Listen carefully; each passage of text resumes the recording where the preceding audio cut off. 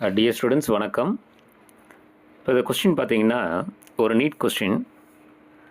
Correct order of atomic radii of group 13 elements. Group 13 எலிமெண்ட்ஸுங்கிறது என்னது? Boron family. Boron, aluminium, gallium, indium, thallium அப்படின்னு வரும். ஆக்சுவலாக நம்ம என்ன பார்த்துருப்போம் அப்படின்னா டாப் டு பாட்டம் வரும்போது அந்த அட்டாமிக் ரேடியை இன்க்ரீஸ் ஆகும் அப்படின்னு பார்ப்போம். ஸோ ஆனால் வந்து ட்ரூ அட்டாமிக் ரேடியை எப்படி இருக்கும் அப்படின்னு பார்த்தீங்கன்னா boron is less than gallium, not aluminum.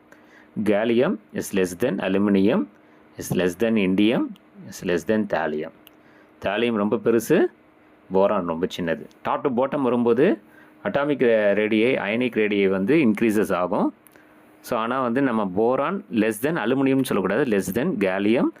So என்ன வேல்யூஸ் பாருங்கள், போரானுக்கு 80, கேலியத்துக்கு 125, அலுமினியத்துக்கு 143, இண்டியத்துக்கு 167 அண்டு தேலியத்துக்கு பார்த்தீங்கன்னா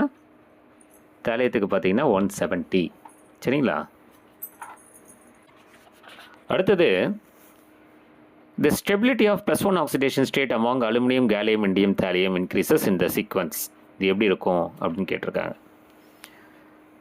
அதாவது அந்த அலுமினியத்துக்கு +3 ஆக்சிடேஷன் ஸ்டேட் உங்களுக்கு தெரியும். ஏன்னா அட்டாமிக் நம்பர் 13, அது 3 எலக்ட்ரான் லாஸ் பண்ணால் 10 நியான் ஆகிடும்.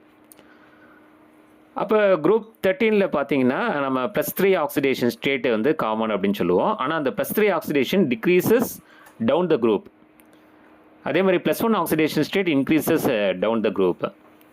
இது எதனால் அப்படின்னா டியூ டு இனட் பேர் எஃபெக்டால்.